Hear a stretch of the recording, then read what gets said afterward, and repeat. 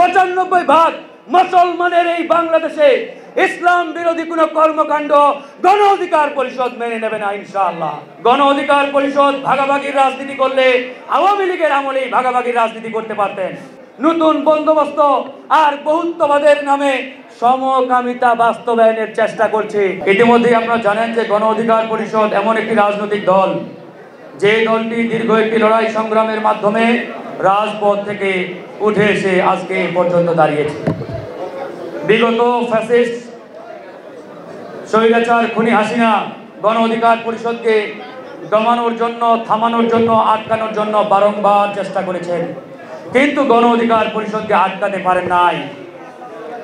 গণ অধিকার পরিষদকে নির্বাচনে নেওয়ার জন্য অসংখ্যবার চেষ্টা করেছে, গোয়েন্দা সংস্থা দিয়ে চেষ্টা করেছে, কিন্তু গণ অধিকার পরিষদ খুনি হাসিনা তথা ফ্যাসিস্ট আওয়ামী লীগের ষড়যন্ত্রের জালে পা দেয় নাই। ঠিক আজকেও আমরা দেখতে পাচ্ছি গণ অধিকার পরিষদ নিয়ে অনেকেই অনেক কথা বলছেন, অনেক বক্তব্য দিচ্ছেন যে গণ অধিকার পরিষদ অমুক দলের সাথে কয়েকটা আসন নিয়ে ভাগাভাগি করে নির্বাচন করবে। আমরা তাদের উদ্দেশ্যে বলতে চাই, গণ অধিকার পরিষদ ভাগাভাগির রাজনীতি করলে আওয়ামী লীগের আমলেই ভাগাভাগির রাজনীতি করতে পারতেন।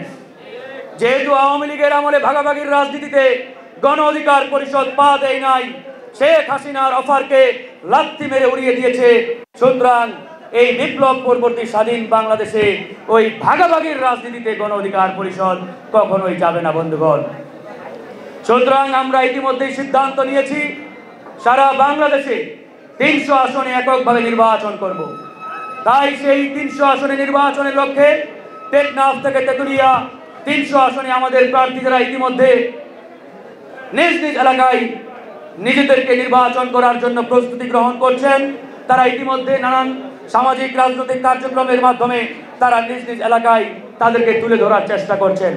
সুতরাং এই জায়গায় আমাদের পরিষ্কার অবস্থান, পরিষ্কার বক্তব্য, গণ অধিকার পরিষদ তার জন্মলগ্ন থেকে কারো বিটিম এটিম হওয়ার রাজনীতি করে নাই।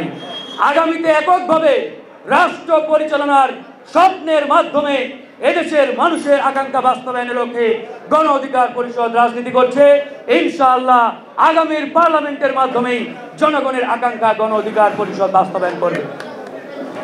প্রিয় বন্ধুগণ, ইতিমধ্যেই আপনারা দেখতে পাচ্ছেন নতুন নতুন রাজনৈতিক শক্তির উত্থান হচ্ছে। আমরা যে কোনো রাজনৈতিক শক্তিকে স্বাগত জানাই, অভিনন্দন জানাই। গণতন্ত্রের সৌন্দর্যই হচ্ছে নানান মত থাকবে, নানান পথ থাকবে, কিন্তু মনে রাখতে হবে এই নানান মত আর নানান পথের মাধ্যমে কেউ যদি এই বাংলাদেশে ভিনদেশী কোনো এজেন্ডা বাস্তবায়নের চেষ্টা করে, তাদের বিরুদ্ধেও আমাদের রুখে দাঁড়াতে হবে বন্ধুগণ।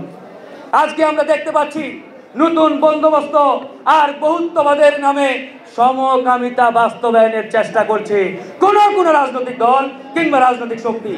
এগুলোর বিরুদ্ধেও আমাদের রুখে দাঁড়াতে হবে। 95% মুসলমানের এই বাংলাদেশে ইসলাম বিরোধী কোনো কর্মকাণ্ড গণ অধিকার পরিষদ মেনে নেবে না ইনশাআল্লাহ। তার জন্য আমাদেরকে প্রয়োজনে আবারও রুখে দাঁড়াতে হলে আমরা রুখে দাঁড়াবো।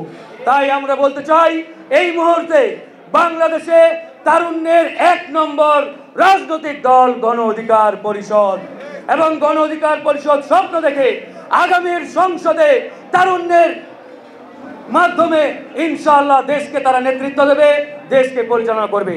সবাই ভালো থাকবেন, সুস্থ থাকবেন। জয় হোক এদেশের মেহনতি মানুষের, জয় হোক জনতার। আগামীর বাংলাদেশ গণ অধিকার পরিষদের বাংলাদেশ।